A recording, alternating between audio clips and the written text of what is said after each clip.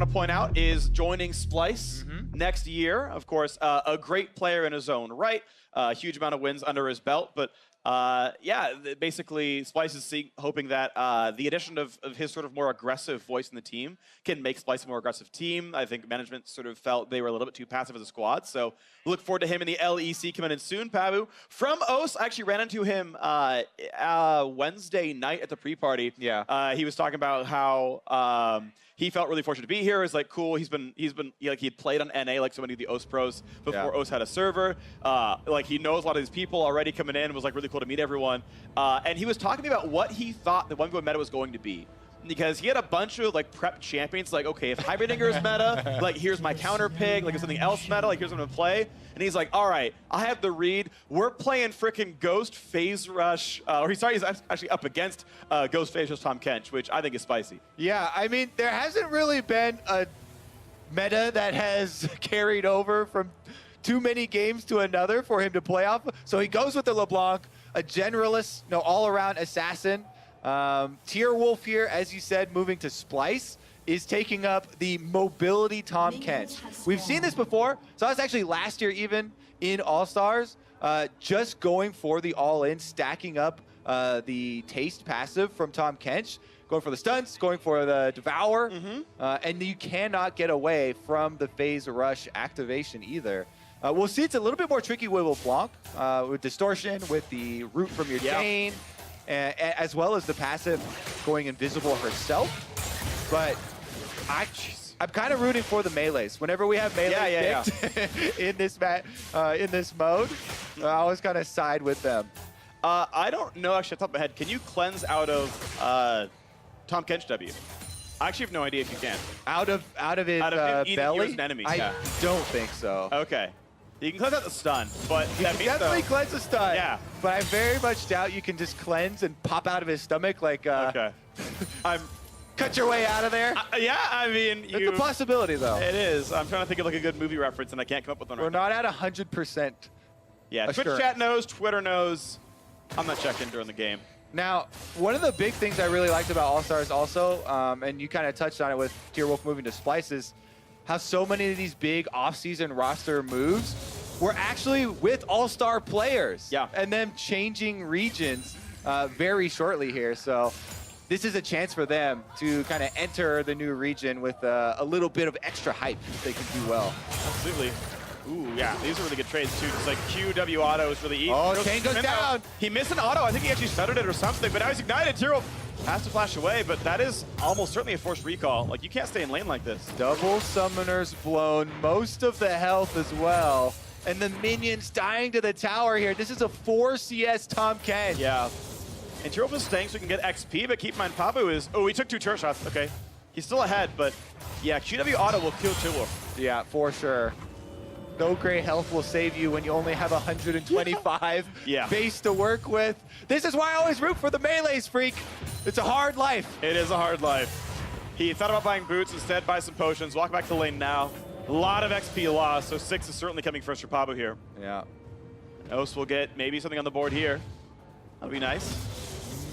Mobility boot, or just brown bag boots, regular old level 1 is gonna be a big difference in mobility though. I'm not sure if that's gonna allow him enough distance to stay away from the phase rush proc. We saw how difficult it was for Tierwolf to get the all-in there actually with just the chain and distortion. If you also take into account the cleanse, being able to cleanse off even just the slow from the tongue lash. Sure. Good trade again. But the one thing I will give to Tierwolf's credit is 100 CS win condition is very long. Yes, the game will run 10 minutes if it's a 100 CS game, but it also means that you have a second round. You can go for the all-in, burn your flash, and try, and you will not forcibly lose the game until you have a second opportunity. Yeah. And that, I think, is a nice window where you get 2 chances to make the all-in happen, whereas it's going to be a 10-minute, at least, sort of run to get 100 CS. Also, since the last time I saw Tom Kench in the 1v1s, the Grey Health has been nerfed as far as you taking the damage and healing up the portion that you don't use. It's not as good as a sustain mechanism. A lot for, of course, down to half HP, and has that no magic mantle, but I do feel like Doran's shield would have been better. I feel like maybe that was arguably a miss buy. Maybe it wasn't going to change the result of the game, but something to consider. Yeah, I mean, maybe the possibility of him turning it into a Hex Drinker purchase was... Or a Cowl, yeah. Either way. Because he's definitely going for the all-in, auto attack him down. Yeah. Victory, win condition. He's splitting his points now too. It's 2 into Q and then 2 into Grey Health. So he's actually ranked out thick skin. Now he's got the ultimate, which can kind of start the all-in, right? You ult behind your opponent for full HP. Now they have to run past you to get back to safety. Plus the passive damage that you're gonna get for auto attacks is not, insignificant. He's gonna use it here. Go back, get his purchase. Yeah, I wonder this is your window. Like, this is your best chance to win. He's got a Swifties. Oh, like, this is it. He's at the power spike. He's sold the no magic mantle. This has gotta be it. Fastest catfish around now. That's true. Is he gonna be able to use it to get, deep behind the LeBlanc? Distortion used! Right. Distortion used, here he goes! All right, this is the play. This is the way he wins. The chain is on. Auto misses the Q. No! And Tierwolf does not have flash, but he is running fast with the ghost. He's gonna chop him up. You can't cleanse out. He's gonna spin him into the turret, but no turret shot. Oh, that might have been it. All right.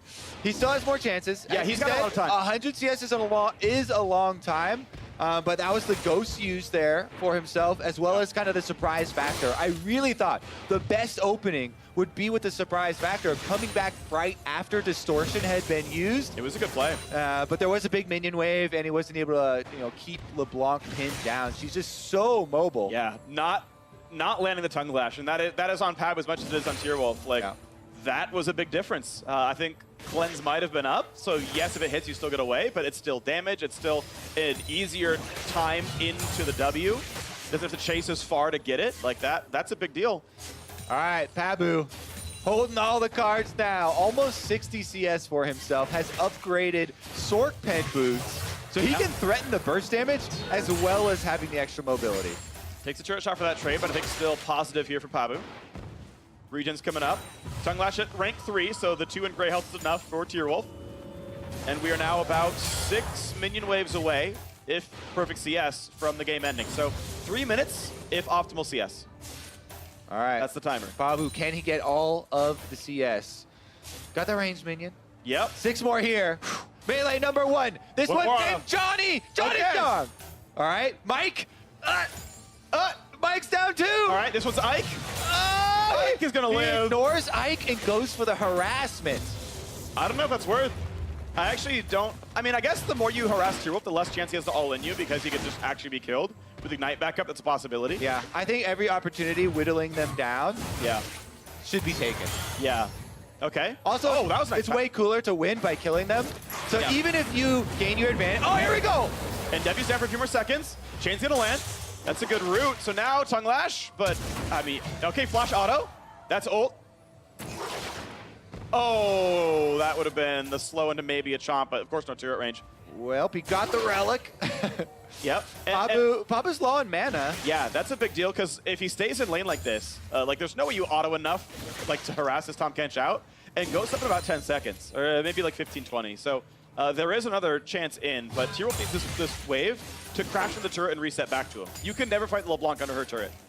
Fair enough. Even if she bleeds CS, it's 31 to 73. Like, she will eventually win the game under her own turret.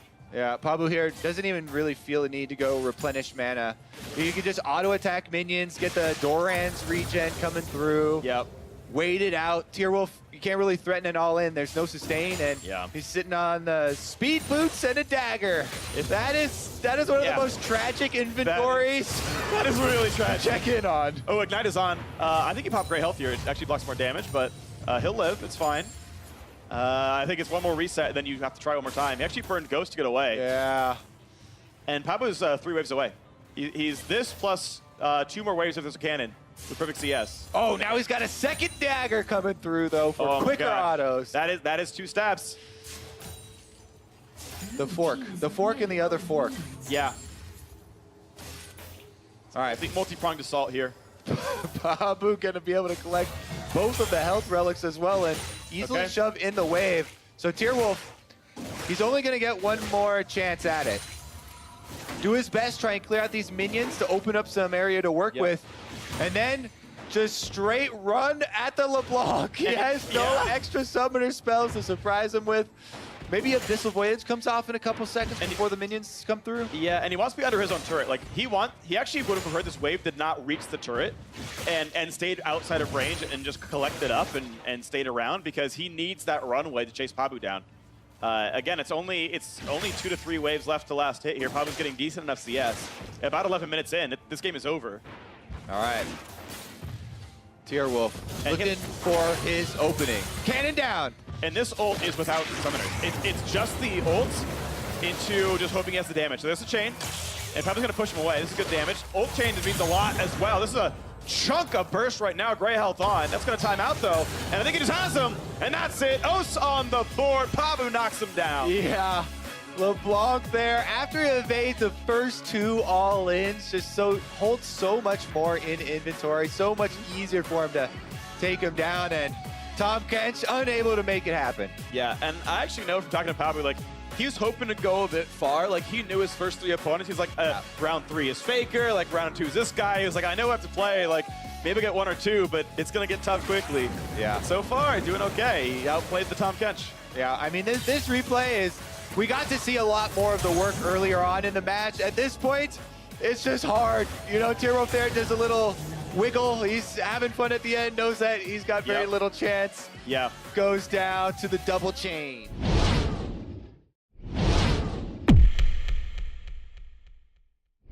Now we get the return of the gauntlet for Pabu. Already a good first round opponent, but he's up against Doublelift here on your screen. Yeah, Doublelift did also play Nico. He played BRTT in the last round, the Nico versus MF matchup, and he was able to out-ult him because once the MF came in for exhaust range, was able to get off the Nico ultimate, and that was pretty powerful. Yep, that's going to be a rough one. So Doublelift, of course, versus Pabu. Oh.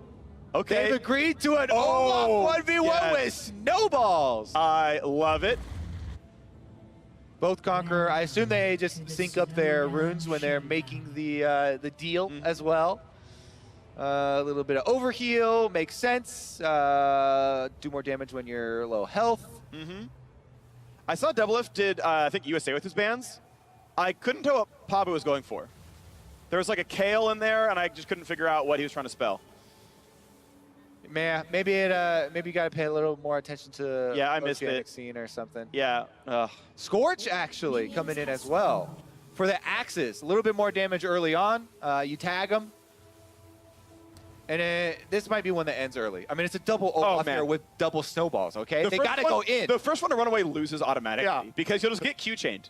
It's slow into slow. There's no way out. All right, here we go. One of them, the Freljord skin. Okay, a point that's actually really relevant here. If you throw Q long, you might instant lose the 1v1 because if the other player cheats up into melee range, you can't pick your Q back up, and you're just down a spell for the entire fight. So once you get into melee, short Qs are really big. It's really easy to do. Just always throw your Q right on top of champion model. Yeah. Is a pretty foolproof way of doing mini duels. Here's the play. You go for a long-range Q, but you land Snowball. They long-range Q, you take Snowball. Now you're on top. They can't grab their axe, Kobe. But then they flash past you. But they're still slowed by the max range Q, which lasts like 4 seconds, and you win the game. I'm feeling it. I'm feeling it. The Olaf mind games here. Doublelift, though, did get the push. Onto Pabu. He's under turret. He's going for the kill, though. He's trying to go for the damage right now. This might be enough. Pabu might have the damage. Look at the XP. He's going to have the flash away. Holy moly! Oh, he gets a dodge flash here from Pabu back under the turret, and that was as close as you're gonna get. And W is lifesteal. As soon as it's back up, that's a lot of health back, but the mana pools are low. That was an important dodge on a snowball. Man, Doublelift had the snowball on Pabu, and it just timed out at the last second there. Didn't want to take it back in. Still has the minion wave push, though, and a huge minion advantage here. Giant CS numbers for Doublelift. Yeah, that was so close. And at this point, there's no mana for Pabu to threaten, so Doublelift gets to hard push this. Yeah. So there's 2 reasons why usually you don't see people trading into big minion waves like that. One, obviously, the minion wave is going to hurt you, but also you can lose minions during the trade as well. For the ones that are not attacking you, killing those off. Yep. But yeah, Doublelift with the resource lead is going to be in a really good spot here. It's going to be 30-9 in CS. So that's a big deal. But that 1v1, I mean, that was so close to Pabu winning. He had the health lead. That was a really important flash for Doublelift. Yeah, whenever you get the early push also, of course, the relic control, more sustain. Doublelift goes back to get that one. All right, Pabu, he's got to choose his time on his purchase. Pick your gold point, basically. What's your price point you're going back on? You know, he's going to stock up on a bunch of long swords to try and go for it, or what? My ideal recalls are Doran's Blades and Cloth Armors. Maybe boots, but I don't think you need boots because the chain slow is too big. The boots difference is so small. So it's like double longsword cloth armor or double Doran's Blade cloth armor, and I just win automatically. Yeah, because inventory space is never going to be a thing. So no, there's no way. Just go for most gold efficient stats. Yeah. And you've already got like lifesteal on the kit. It's like, it's not like you super need Doran's Blade, but they're just efficient. It's just because the extra health as well. Full stats you're getting. Yeah. And then armor's always way better than trying to rush like a serrated Dirk. Yeah, it's more efficient. If you're going melee all in. Yeah. The one caveat is, yes, E is true damage, so there is some like gain you're not getting, but it's still like 80-20 physical to true. Yep. All right. Level 6 as well for Doublelift. And Double's not letting him recall, so he's just staying with his resourcing. And we just saw how... Oh no! He can't trade back! This could be Pabu winning it! He's got a stumble! Oh! What a play! Pabu with the dab on the haters! Doublelift is down! Get off my turret, Doublelift! Pabu takes him down! Can't fight him back under the turret. What are you thinking, Peter? Oh! Pabu takes down 2 opponents in the day. I was about to say, we just saw how quickly the turret went down in the last game, so Doublelift was thinking, hey, this is a good win condition. You'll get some early damage on this. I had this thing in the bag, but he can't trade back. He's under turret. Yeah, you know, there's no flash, so he gets hit with the slow. Snowball is on him anyway, so Pabu, he's going to follow back up. And double turn for an E, which killed himself. I like how he ulted, which, by the way, Doublelift removes resists. It doesn't matter. He was going to die anyway. I was going to kill him, but yeah. But yeah, that is the first time Olaf. Yeah, Eing going back for the trade, that was unlucky. Pabu's hyped though. I love it. I love it. He's hyped. He's excited. Woo! Yeah, awesome stuff right there. Oh man, that means he got Faker. He does get to meet Faker. Still lots more players left in the running for the title of 1v1 champion. Oh no! He can't trade back! This could be Pabu winning it! He's got a snowball! Oh! What a play! Pabu with the dab on the haters! Now that I beat Doublelift, I get to play against Faker. I'm super stoked. Faker is, you know, all-time great at League of Legends. This could be the Faker kill! Oh! There he is! And Faker, by the skin of his teeth, wins it! The gap isn't huge, you know, like, I mean, the gap is pretty big. It is definitely within the realm of possibility that I beat Faker. If I beat Faker, the likely path, I'll be playing against Rookie and Uzi. That's going to be the kill for Uzi. Flashing into knockup, Rookie's going to walk away. He knows he has it. If I can, you know, maybe put my name out there, take a few games, that'd just be insane.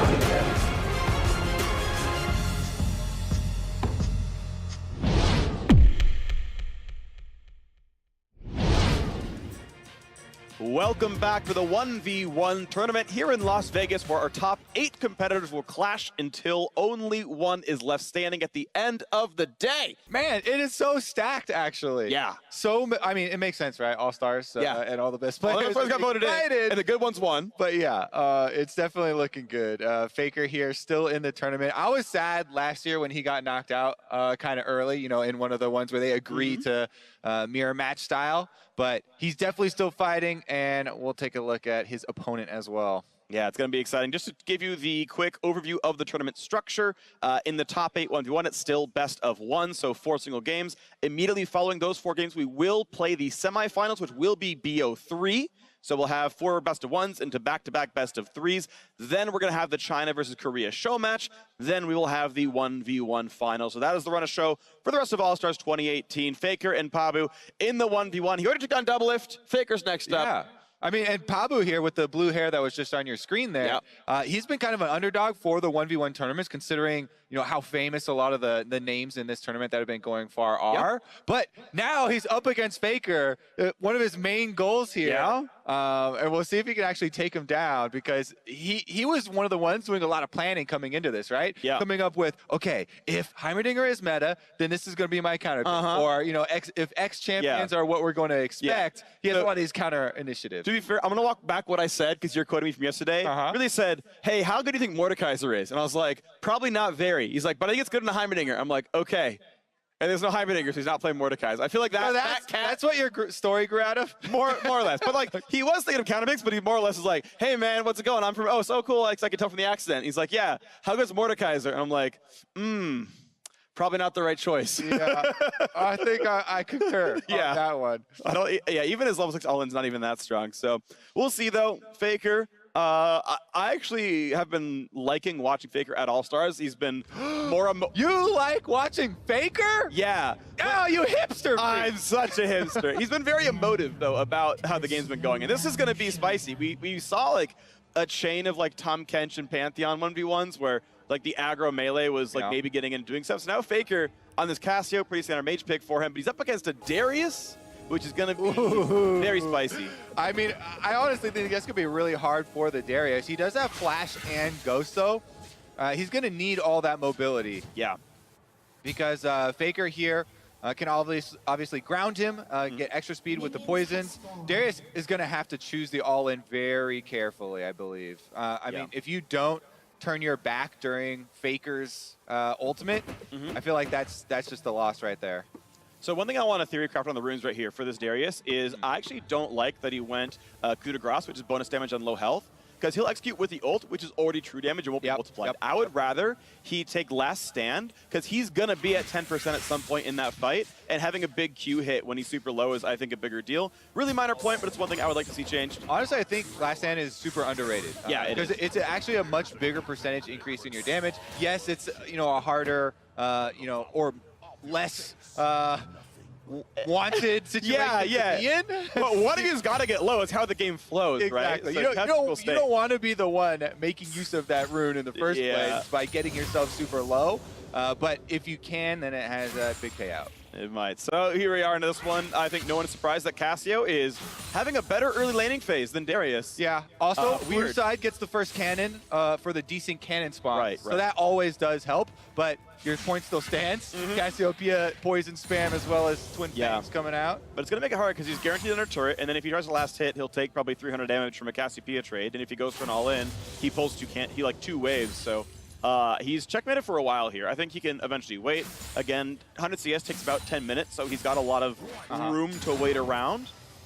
So my theory for most of these matchups, which we've actually had a lot of mage versus, you know, like AD threat or melee threat, is to just go for your perfect Hex Drinker back, not really worrying too much about minion count, but trying to get as much gold as possible, as quickly as possible to get to the Hex Drinker, immediately go back on that purchase, you know, unless the summoners are super desynced or something, make your all-in attempt, because that has so much value, the shield for all-in. Right now, Exhaust is on, but he's got the pull back in, and he can chase through the flash of Faker. Faker's not going to get away easily. Oh no, there's a big Q. One more hit. How about poison? Good flash from Faker. This might be a double reset here. Pabu forces him out.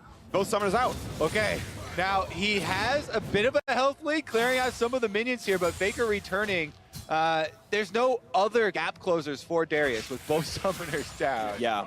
If Faker lands a Q, he can kite this forever, so Pabu's trying to, like, get away from the Q. If it doesn't land, there's no move speed. If he's in apprehend range, this can be a kill. Not in range. Oh! Time Warp Tonic, keep in mind his... Oh, that's the W! He might have it! He might have it! He might have it! Faker! The Q can kill him! And he's done it! Are you serious? Pabu takes down Faker! Pabu is making a run straight for the top here in the 1v1 tournament.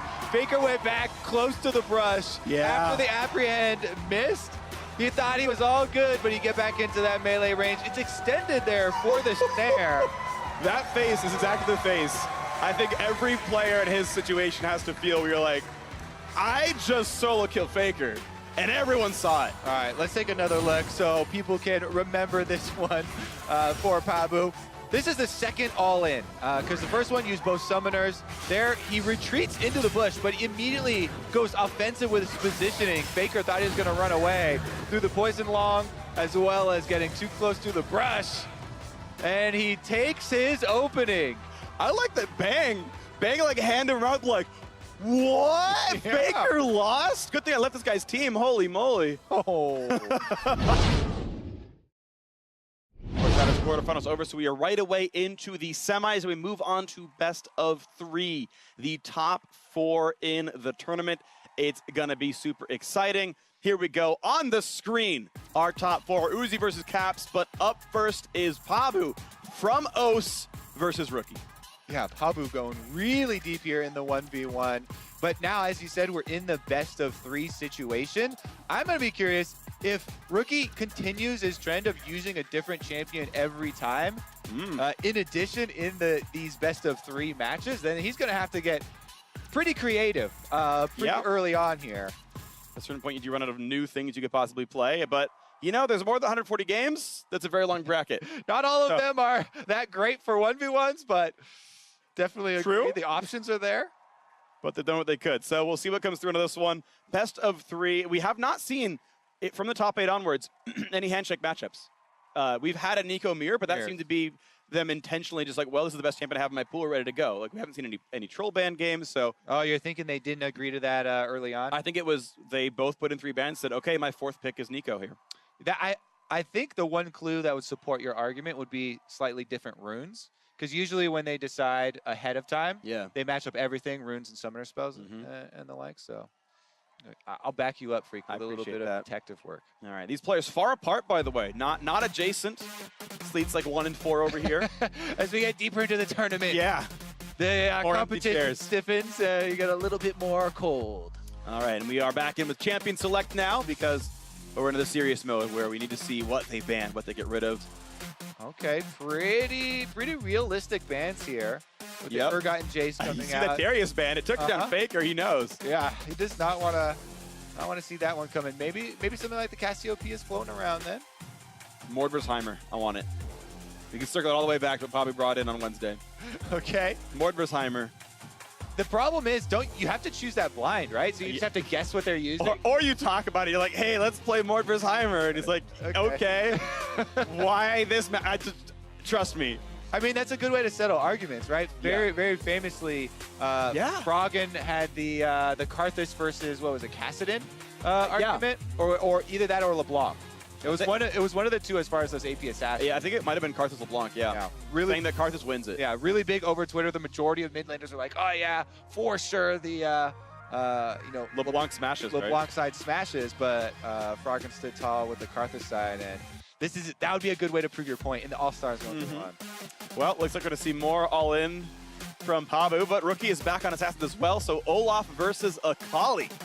And a snowball right now for Pabu. He's going back to the Akali. Now, this is a champion with insane level 6 burst. Also, you can look really cool while you're going for these kills.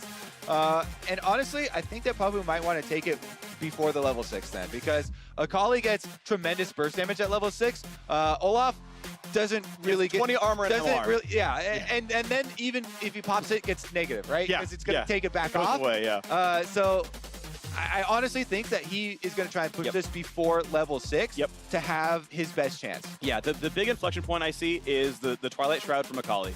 The first time it gets popped, you can throw Qs at the Fog, you can show her with the Obscurement if you land Snowball as a reveal, if you wanted to bring Ignite alongside that, that's a reveal. And you can throw Axes and kind of keep up some of the damage and try to trade back. But as soon as it's down, I think that is, okay, let's go. Let's make the Axe Chain and like actually go for the follow-through. I think that the sort of 15 seconds between Twilight Shroud 1 and 2 is the window for Olaf. Yeah, you have to be ready for the window. I think, much like real life, if the good opportunity presents itself, no matter where it is in Howling Abyss, you have to be ready to jump on it in an Olaf versus Akali matchup because the timer is a ticking. Life advice with Professor Kobe. I appreciate that. Man, I haven't done a professor segment in so long. Yeah, I need to get back into the lab. I agree. What is your preferred science? Physics. Cool. Because all sciences are physics. Kobe, have you heard Can't be argued. Have you heard of the electronic universe theory? It's fake science. I have not, actually. It purports that gravity barely exists. Everything is just electricity fields. I've heard it. Yeah, it's It's XD. Oh, we have a Nimbus Cloak. Oh, he did that last time too. Yeah. But last time I think he had Celerity, right? He did have Celerity. He had Celerity and Nimbus Cloak. Now he's decided the extra damage from Absolute Focus is going to give him I like the edge. dance off though. This is nice. I mean, Prestige Akali's got more updated moves, let's That's see. true. It's not exactly a fair fight. But Broloff juggles axes. True. That's kind of cool no matter when it is. The baseline difficulty there is ridiculous. Yeah. 5-point strike coming out here from Rookie to try and get some damage on the minions. But again, Olaf here right in the middle of them. Pabu even takes the 5-point strike along with his minions. Solidarity. Just to do it. He's got Conqueror ready. That is very important for these trades too. Yeah. Right? You see the glowing gold there on his arms. Yeah. Ooh, He lands the axe, but there's no way backwards. So Q into E does dodge the second axe though. Big for Rookie. Yeah, decent little trade. But it never autoed, so Conqueror didn't turn on there. Another trying again. Snowball's on. Good Q. But yeah, until he autos, Conqueror doesn't do anything. There's no bonus attack damage there. So Comet would have done maybe 40 damage by now. Yeah. Just kind of tracking. I actually really did like that comment. And honestly, if he knew he was going up against Kali, I think he would rather have the comment too. Well, so you have the time to switch runes around. Like the champion is blind. You get 40 seconds with the matchup to pick runes. Well, I will revise my analysis then. I think that he would rather have Conqueror, knowing that he's going against Kali. Good call, Kobe. Because he chose so. Yeah, he would rather have it. All right, 2 stacks of Corrupting Potion versus the single health potion for Rookie. However, Doran's shield doing a decent amount of work, keeping him up there towards the 80% mark. All right. And of course, still, ooh, okay, I like that one. And he can always go back when he needs to. W's in for the auto attack. That's a better trade for Olaf, though. That was nice. Shroud down. Oh, no, you take Snowball. You take Snowball. You go in for the fight right now. He might kill him. He might kill him, like, right now. You have Flash to chase. That Flash down. Ooh, okay, so I was sad because the Snowball didn't hit the champion, but hit a minion. Yeah, take the right to the cannon minion anyways. There, works That's out. the Q. Yo, he's flashing in for this one. That's a good backwards E. Oh, he's got Does he have the damage? He's going for it. He's going for it. Does he have it? No. Rookie deals the damage. That was a bit greedy. Game 1 goes to Rookie. Again, you don't got a lot of chances. They're already at level 4, and once the Kali gets level 6, I feel like it's going to be over. Oh, we got some misdirection here. What happened? Confusing on stage. It's about the 3. It's about the 3. Did I win? Oh, yeah. I got to play another one. But, I mean, honestly, you can go shake his hand after one game. I feel like that's still good sportsmanship. That's fair. It's up to you. Unless you like psychs the other player out. You're trying to play straight with some mind game. What did you just do right there? That's one thing I miss. Pabu knew he didn't have much time. He wanted to go for it. He got pretty close to E range there, trying to get it. Not close enough, though, and Rookie kites away under the turret. Yeah, all right. That was cool, though. That was pretty close, though, and I think it's definitely winnable with either player, but Pabu's got to do the run back now. He's got to 2-0 this one. Yeah. We get lots and lots of reaction shots, but they're going to be ready to go soon. All right, will his hair turn from blue or purple or whatever? I think that's a purple. Into really Super Saiyan Gold like quick shots. Blue or purple. Because they have pretty much the same hairstyle. That is like the common hairstyle nowadays, though, right? It's like really short on the sides. I can't pull it off, obviously, for reasons that we're all aware of. It would look, actually, if I grew that, it would look so bad. Me with that style would be rough. I agree. Once again, we're in alignment. We are in alignment. Freak has no hair.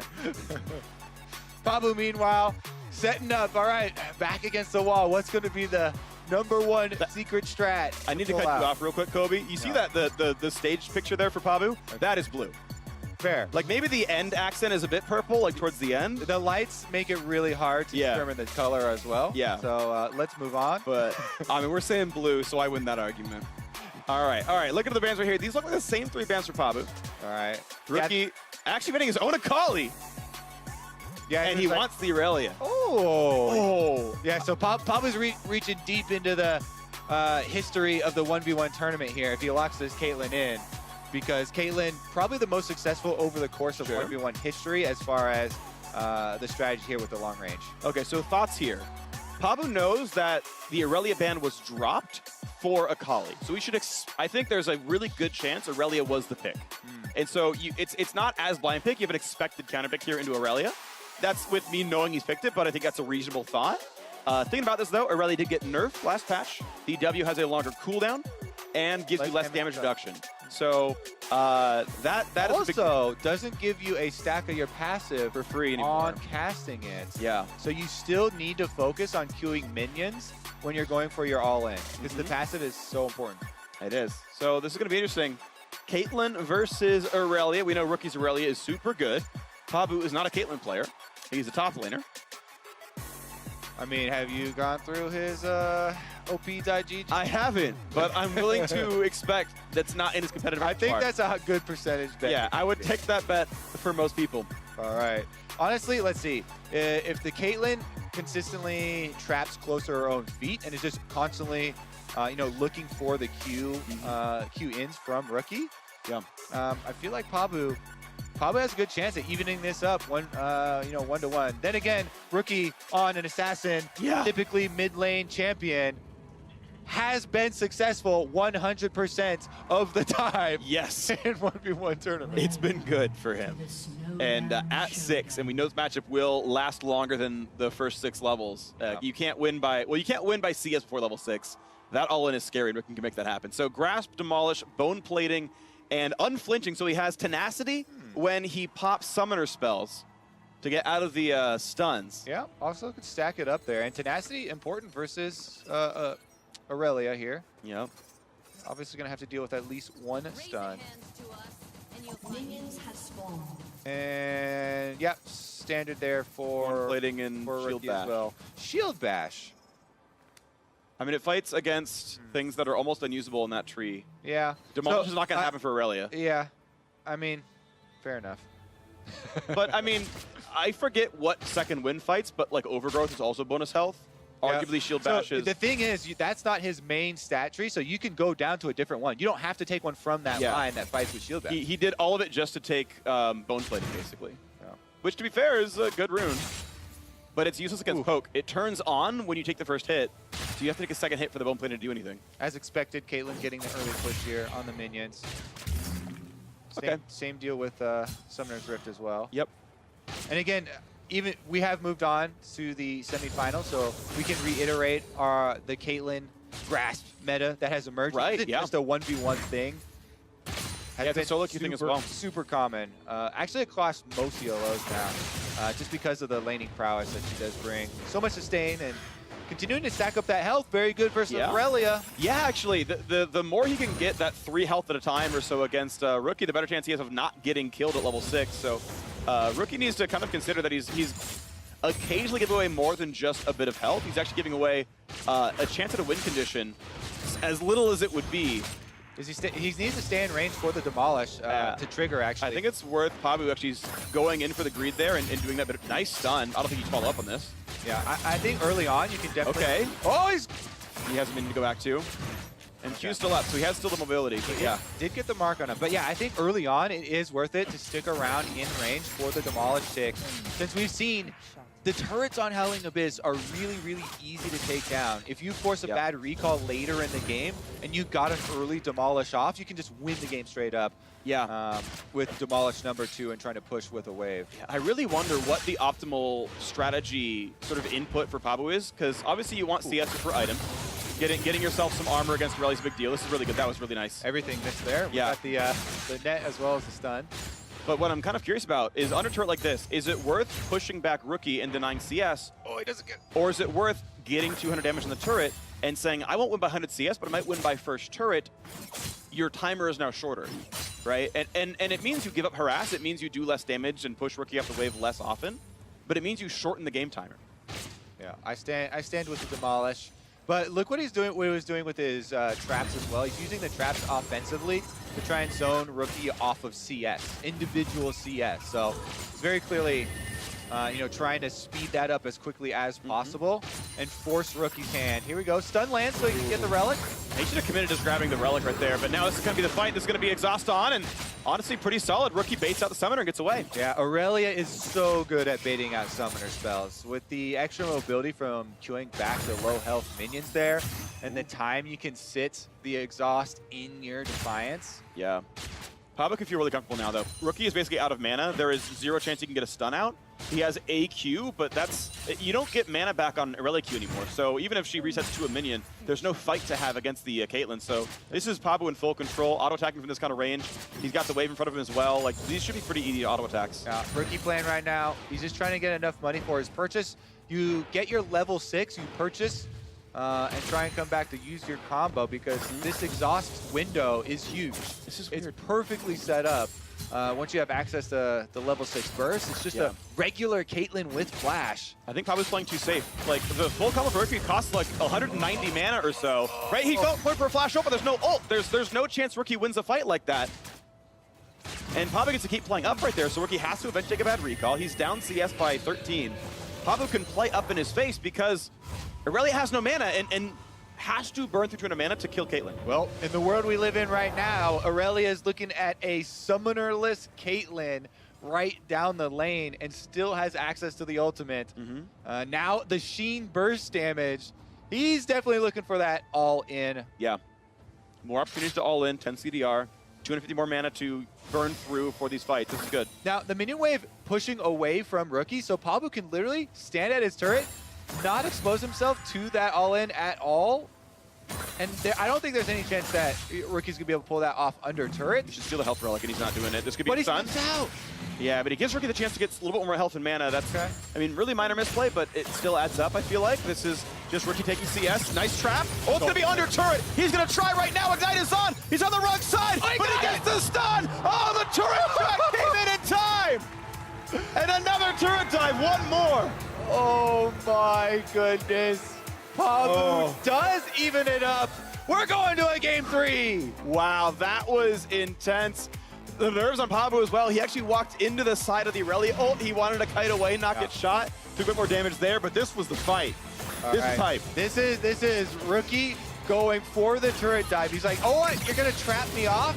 That means you have no defensive trap. So he hits the ultimate, goes in for the first Q, dodges away to this 2 minions actually to finish stacking up. Lands his stun. Oh, that auto didn't do enough damage. It was pretty close, but the turret definitely the winner here. Takes down Rookie, and that is going to be Pabu. More life left in him for this 1v1 tournament. What a run he has had. I don't know if Rookie was exhausted, if that came back up or what, but that last auto felt like it did no damage at all. Like, this was like 100 HP. It's kind of hard to tell because it was under turret, so we definitely have to look at the summoner spell. I know she had no attack items, like her only item was a Sheen, so like the basic autos weren't going to hit very hard. I was pretty sure it was still on cooldown though. And Defiance was ticking. Yeah. Or I mean, I'm talking about like a basic Irelia auto attack. Yeah. Like, it felt like it did 12 damage, which could have been just minions. So I'm sure someone will know what that was. I couldn't quite tell myself. Got to slow him down for that one. And it was slow-mo. I was looking for it too because I thought Pabu was going to die. But we're in a game 3. Pabu is a game away from the 1v1 tournament finals. And Pabu was the 3rd voted in OS player, brother. He came in because Surenfire stepped down. Surenfire said, you know what, I've got to take care of stuff at home. I got to take care of myself a little bit. And so Pabu came in as a 3rd vote. And he's like, I don't know if I can do this. I mean, I have top laner mechanics, which he meant as an insult, by the way, to himself. Not my word choice, his word choice. He's like, I don't know if I can do it. I got top laner mechanics. And he is a game away from dethroning the world champion. I mean, as king of mid lane. As king of mid lane. Okay.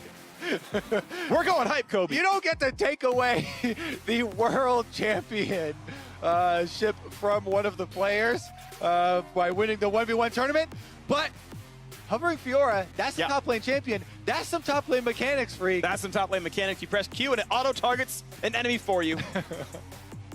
That's very true as I'm well. pulling out the shape. And honestly, it is a lot of RNG on your side if you get some good vitals proccing. Yeah, I do know vitals coding, by the way. They adjusted it, I know, a couple times. Yeah, my understanding, and maybe I'm wrong, but I'm pretty sure I'm right about this.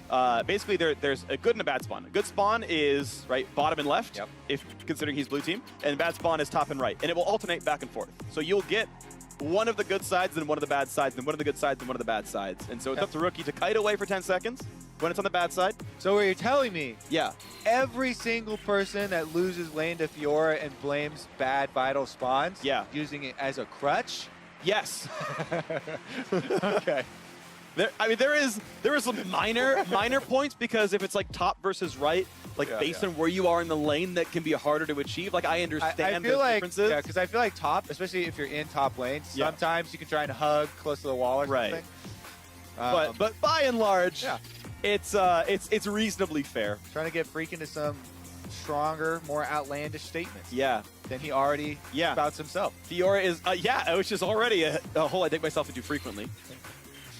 All right. Outlandish statement, Pabu's going to smash Rookie. Bold prediction? Yeah. That's more of a bold prediction, Yeah. you might say. I mean, I don't think anyone thought we were going to have this guy in top 4, but he's a game away from the finals against either Uzi or Caps. Of course, same spot for Rookie. Don't want to sell him short. Amazing player. Much love for Rookie. Coming back on the Akali here, and Akali versus Fiora is going to be the decider of the first semifinal. All right. Game 3 here. Everything on the line. I doubt that we'll see someone go for a dive like we saw in the last game in the game 3, right? You don't want to take those risks anymore. Yeah. Ignites for both sides, but the extra flash here, again, Rookie valuing that mobility so much. And there's a good vital spawn. Yep. As determined by Freak. That would be the left one and the bottom one. Yeah, bottom/left. So once that despawns, we go top/right. This is Minions if have I'm Pabu, I would just take this, you know? Like, I would just, you're willing to fight me. But I understand they've said they'd rather just dance and laugh at the start of the game. Same runes. The only difference here, actually, instead of the Ravenous Hunter, which still does give you 2.5%. 2.5% of your spell vamp, you got the Ghost Poro for the brush vision here. Yeah, I think that can definitely matter because you don't want to get sort of brush baited. So there's the first hit, second grass trigger, good damage there. Ooh, backs off before the 5-point strike comes out too, so Pabu. Yeah, Pabu's setup is super sustain heavy. It's all about health sustain. He's running Overshield plus Legend Bloodline, which along with Grasp, you can actually get that shield going up, and he's actually running Shield Bash as well. So there was enough healing coming in that Pabu can actually self-trigger Shield Bash. But he's doing that kind of over picking something like Mana Flow Band. Yeah. Where instead of taking that precision secondary and grabbing Overshield and all that, which is going to do a little bit, don't get me wrong, the Bloodline will matter a little bit. Really, really good grass box as well. So you can see the little green hand there when it's ready. 4 seconds here just in combat with the minions, then goes in for these Qs, and he is consistently stacking. He's actually got more grass box with Fiora than he did with Caitlyn. All game. Yeah, I'm pretty sure. But making it happen, pretty good pushing. He's going to have 14 of 19 CS here at this top half. Very similar boat right here. So Rookie is not dropping CS despite the pressure lead. Oh, Shroud goes down, trying to get the relic. That went on Fiora, and they got the trade auto. Even though Rookie tried to E backwards, the auto came in time. Pabu has those reflexes, made it happen. However, the Easter Bunny is still there. This Ghost Poro has not been scared away. Ooh, that's true. That's our little mini game for this one. Pabu has not walked into that side brush yet. So Rookie. Oh no! There he goes. It's just afraid. Cast the curse. Yeah. Ghost Poro. You cast a curse the Ghost Poro. That's unlucky. Can't get away from it. I believe Fiora Q will target into invisibility, so he has a chance of actually. All right. You know what? I'm not even going to complain because the Akali Shroud is ridiculous ability in itself. So whatever you want to do to attack Akali in there, I'm actually fine with it. You know what's actually great? Misfortune Q will also do that. I have gotten a kill on Akali, who's like sitting there, and I'm like, that cast minion's low, and I get like a 600 damage double up. Ooh, good parries too. Okay. Vital with that one. Yeah. Vital giving it a lot of health back as well. You're talking about the sustain. Yeah, it's a lot. It has really given him control of the minion wave, so a lot of vamping coming off of his Dorrance lifesteal as well. But we're approaching the level 6, Freak. Yeah. This is the first time Pabu, I think, like this entire tournament, is playing a champion that he's normally playable as like in top lane versus like, the Caitlyn's and like random stuff that he's clearly never going to play there. Even Olaf's not really a top laner anymore. Yeah, fair enough. I think Olaf definitely still gets some time in solo queue, but yeah, I haven't seen him in competitive top lane in so long. Not Gonna since get the a days of Boy. Whoa, that's under turret. That's got to be careful. Rookie has to make sure he autos in between turret cooldowns and drops correctly. Oh, that's going. That could be, he's got no sums left to chase through, but he's going to have Q soon. He's going to have Q soon. He might have it, and Pabu's into the finals. Oh my goodness, Pabu takes down a world champion here at All-Stars with this Fiora into Akali. He beat Doublelift, he beat Faker, he beat Rookie, and he's waiting for Caps or Uzi in the finals. I gotta shout out Pabu beat Tierwolf at the beginning of Start It All as well. I don't want to sell that one short. He took down some great players all the way through. Tierwolf going to the LEC next split, but that was hype. All right, Rookie again His shroud is down. That is the go signal. And right before he gets to the level 6 as well, Pabu chases him down. He's got double combat summoners, throws the ignite exhaust on him, able to get the lunge at the end, and that is gonna be it.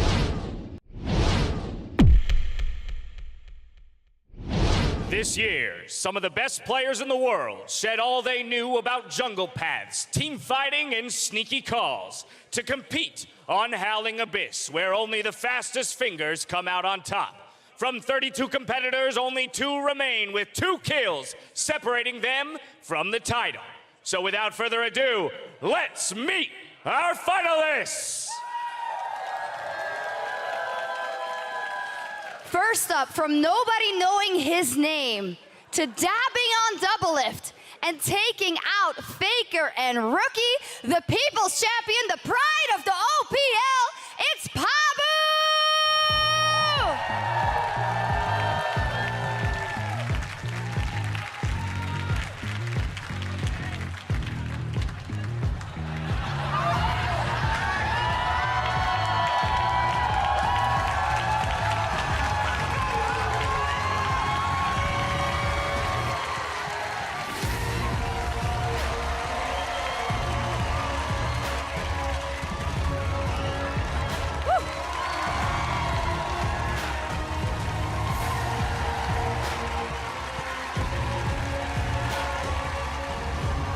Opposite him, the EU Wonder Kid, making his first World Final at age 18, and now just a month later dethroning the 2-time defending 1v1 champ and challenging for a title of his own, it's Cups!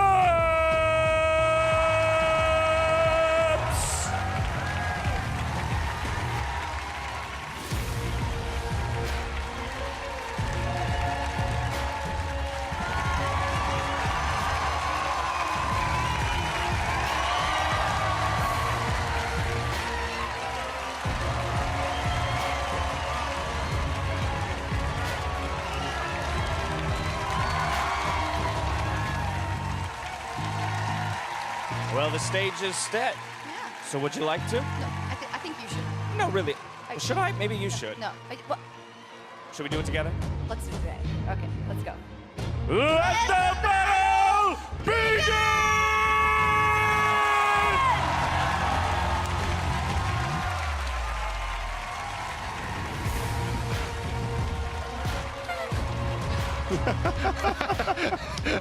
And with that, the toss is to us. Welcome back. It is time for the main event, the 1v1 final. I am Freak. That is Kobe. And in our ears is Aphia Shocks to Portra.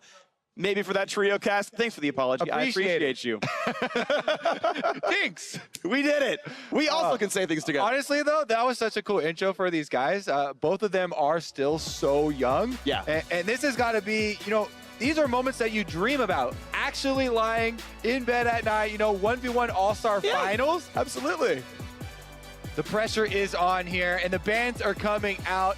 We already saw how successful both of these have been, Akali and Cassiopeia off the table already.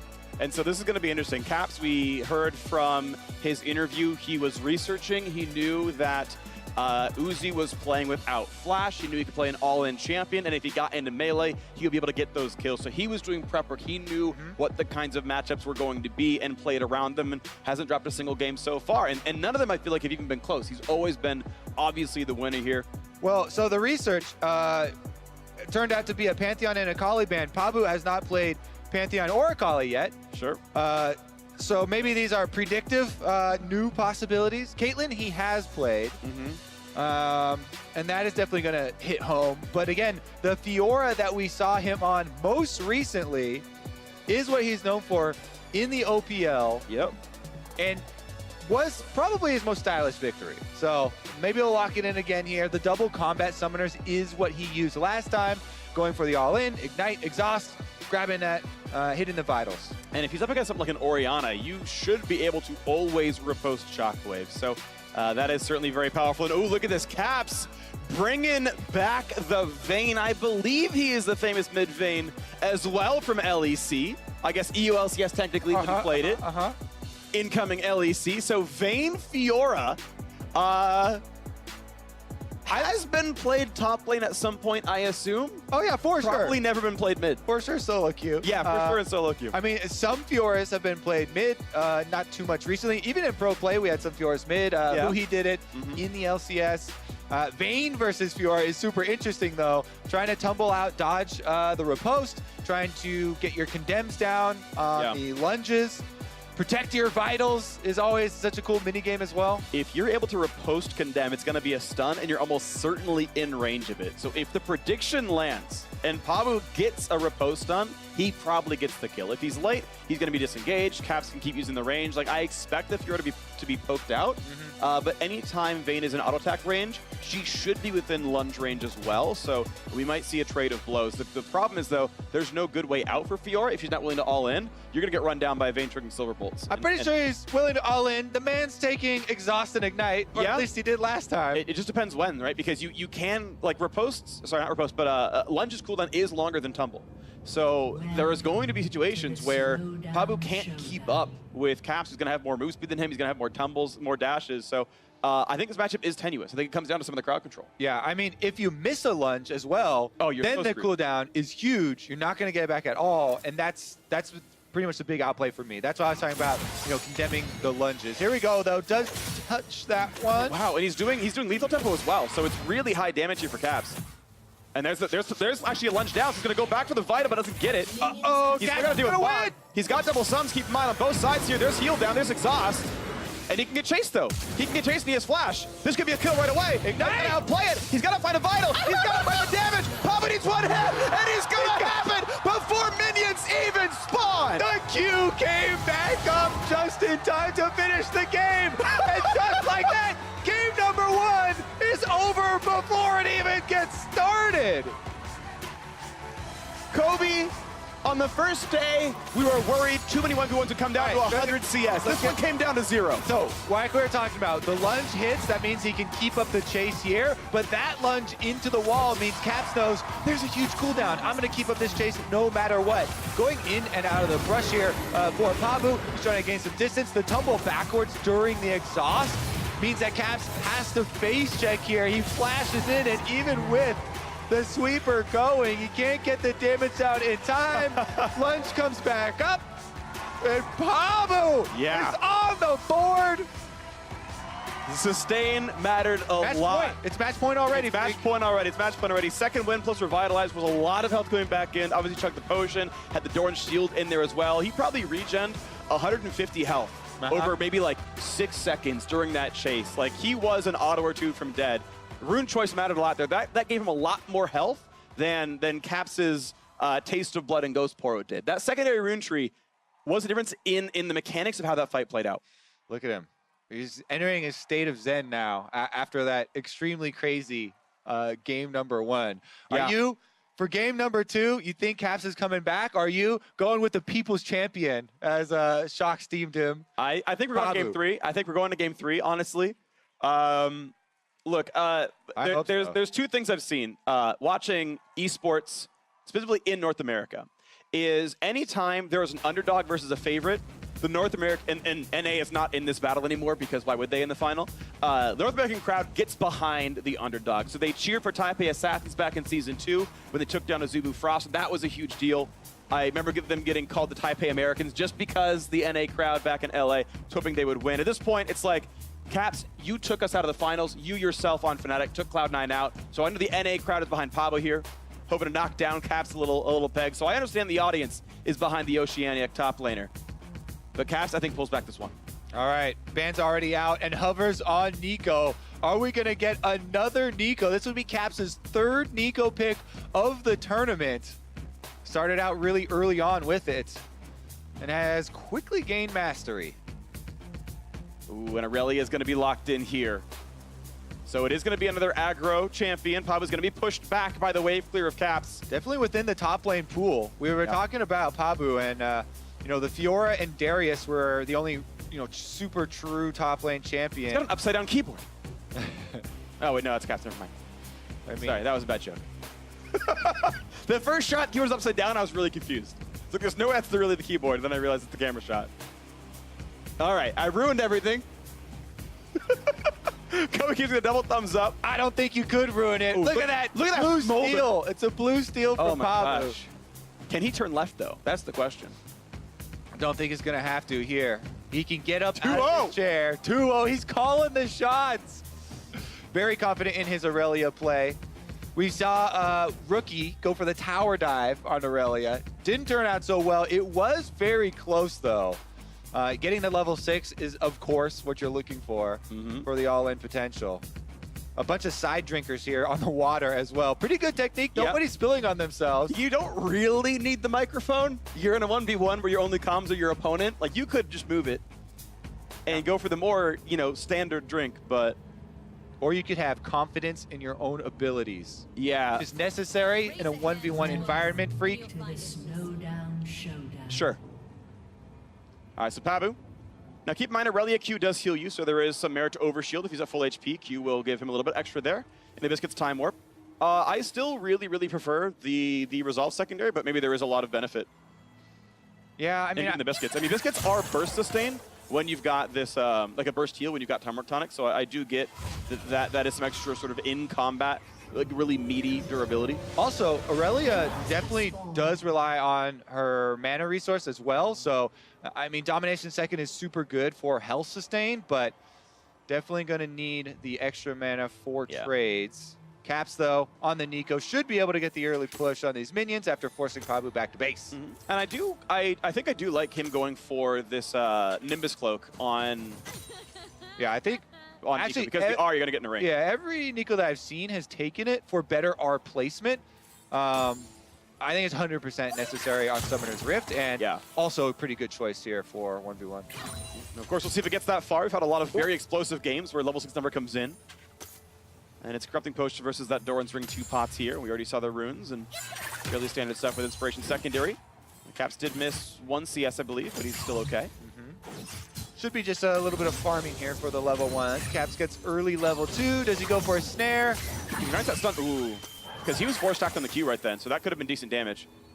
It's Ignite Flash for both, so there's no CC coming out of Summoner spells. Yeah. Bloom goes a little bit wide there as well. Yeah.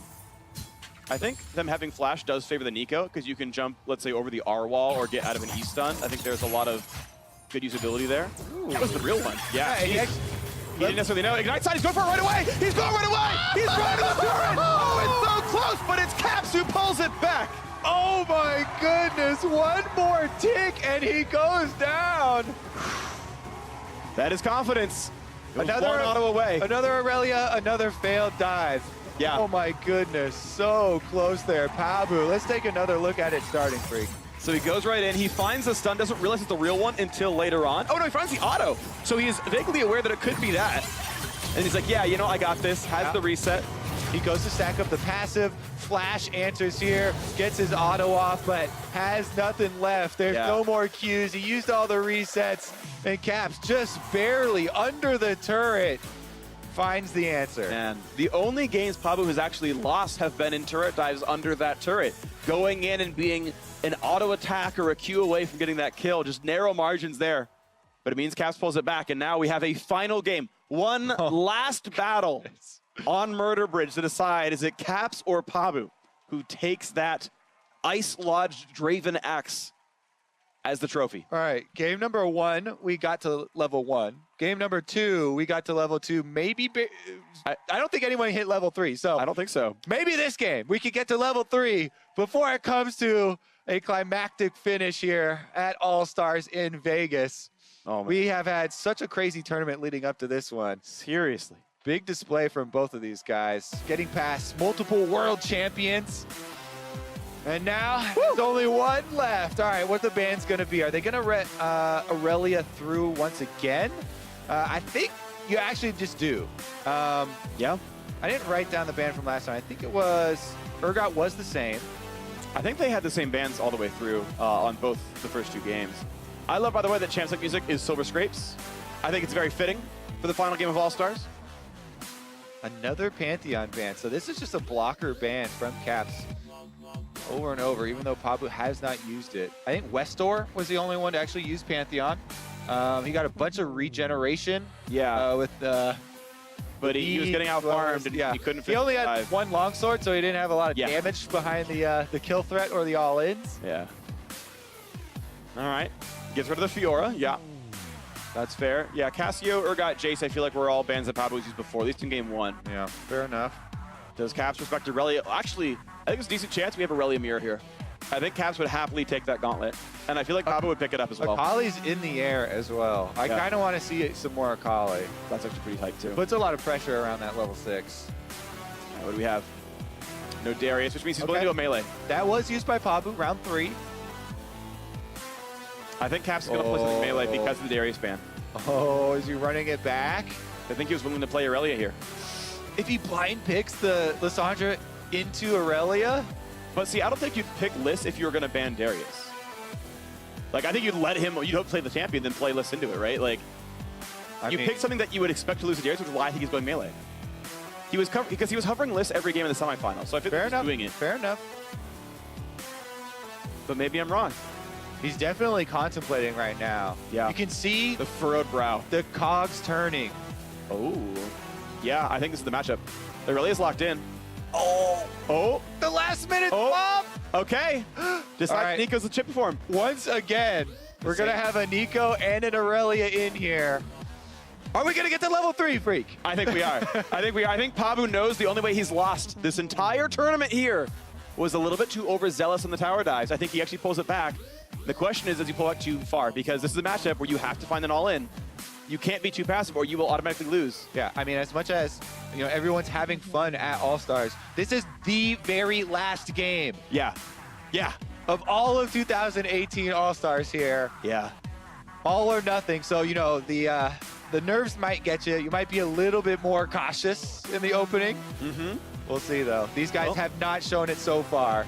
A quick quick opening, too. Cap said he was very nervous in the semifinals, seeing small shakes hands, I feel like, here as well. But it's the spot where you sit there and you're like, loading screen's up, deep breath, like, it's one game, there's no jungle ganks, there's no RNG. It's just like, okay, did I play it right? They had 2 warm-ups to think about this one. You gotta get your head in the right spot. You've got to get yourself back in the zone and playing reflexively, playing with muscle memory. You've got to get yourself back into that mind state. All right, same skin. Corrupting Potion coming out for Pabu. Caps with the Doran 2 potions. Are we going to see different runes? Will there be different runes, Kobe? Well, the Keystones are the same. Those are the same? So, nope. Pabu going for the sustain once again. Yep. Including the mana back. And this is, I believe, identical as well. So, okay. Exact same stuff, same sides of the map. We'll see if we get that level 2 tower dive again. The first one decided by 1 auto attack. Yeah. Second one was also 1 auto attack away. Caps was dead for 1 more auto. Yep. But the ignite ticked first and Pabu went down. All right, same thing. Same opening should happen, though. Even though we didn't have Pabu forced back to base, the Nico can get burst control, try and get some early damage on the minions. He might actually try and take a Q here, a blind, a little bit of harassment. I would almost Q in a melee there and just auto. It. Just because the Q would be on cooldown. So there's the Q in. I like those mind games, too, with the first skill shots. You shoot it back, seeing if the guy is going to be, more of a defensive player. Yeah. But so many of these players at this... He's going for it right there with the Q stacked up. Those are good autos. Conquer... With Corrupting Potion, it's a better trade. He has more sustain, but those are really good autos trailing for Caps. He got 2 airy triggers there. Advantage for the range champion. If you retreat on the open side, not by the brush here, the range champion can get so much damage on the exit. Yeah. But if you retreat to the brush side, of course, for the melee, that's so much better. Yep. Top laner is very well accustomed to that. And of course, Pabu gets move speed. Ooh, this is big damage. He can die. This could go for the ignite. He can go for the play. Flash answer! Does Caps choose to flash ignite? That's a flash. He can get it. This could be Caps in. Right now, he can get that kill. 1 more auto will do it, and Caps is the 1v1 champion. Caps does it! Hits the finals in the World Championship and takes the 1v1 belt for himself. And that is the trophy, the 1v1 trophy presented by Acer Predator. Caps, it belongs to you. absolutely awesome. I mean, of course, Pabu, fantastic, right? I was also rooting for him just a bit, and now I'm flip-flopping because Caps won. But hey, a wonderful champion. And I think it kind of fits with Caps in the story of kind of his year. He was such a good mid laner in Europe. He made that big move, and now that redemption and showing that he's the strongest 1v1. Pabu would have, I think, been a much more surprising thing to see up there, and I thought he brought his own flair. I liked what Caps was saying about how he talks so much. And then you think of all of the times, like, how he beat Doublelift. It was an all-off mirror matchup. Why was it an all-off mirror matchup? He is an OPL player, so there was probably some smack there. Yeah, I think he took a different approach than a lot of the other players, which caught them off guard and led to a lot of success. Yeah, he brought it in without stress anyway. This is why I love that All-Stars is such an international event that you bring in players from all walks of life. The fact that Pabu, who I know from the OPL being such a strong mechanical top laner. What was he saying in this moment? What was he saying? Baiting him in the entire time. Like, oh, Get wrecked! I'm hurt. I mean, even Cap said it. He was like, he straight up baited me in this first game. Yeah. Oh, I messed up. Oh, I gotta run. I cannot believe it. Oh, no, don't chase me. Just kidding, dog. I got you. I want to believe that it's everything Jet just said. Because Everything. I was noticing it in a champ select, and like before they went into the actual laning, I just saw his mouth moving constantly, and Caps was like stone-faced. He's like, no, I won't let you get in my head. And then it went into, of course, the next one where it was so close as well. Yeah, this one broke my heart just a little bit because you want to be able to see him. He was even calling it out. Before the game started, he was saying 2-0, 100%. Goes in for the last auto attack, just one more, but the ignite tick is what got him. Just a moment. So close, so close. And I love what Cap said too here, that he made an adjustment between games 2 and 3 with his Nico, saying I changed up my skill order. I went for the E next time around, and I knew that if I could just sidestep one of the stuns from Aurelia, I'd have the advantage in this matchup. And so it was. He sidestepped everything. He was able to poke him out and then just finish him off, Jet. Yeah, and he still had the ignite once he had vision of him. I got a little worried maybe something weird was going to happen. Really was starting like 150 damage auto attack, but no, he knew exactly what he was doing. Finally, young League fan Pabu22 said it best. My career has peaked. Tonic, keep in mind his. Oh, that's the W. He might have it. He might have it. He might have it. Faker. The Q can kill him, and he's done it. Oh my God. 갔다. Let's get her. Oh, man. Nobody gets the neck roll out of Faker, but Pabu right? did it. Oh my, he got like, the, oh why my did God. I face Sectarians? What am I doing? I got news for you though, Pabu. Your career has not peaked. Your career is just beginning. You made a name for yourself at this event, without a doubt. Get your back off the wall. Come on, yep, come one, yep, come on. Get up, yep, get your back off the wall. Come on, yep, come one, yep, come on.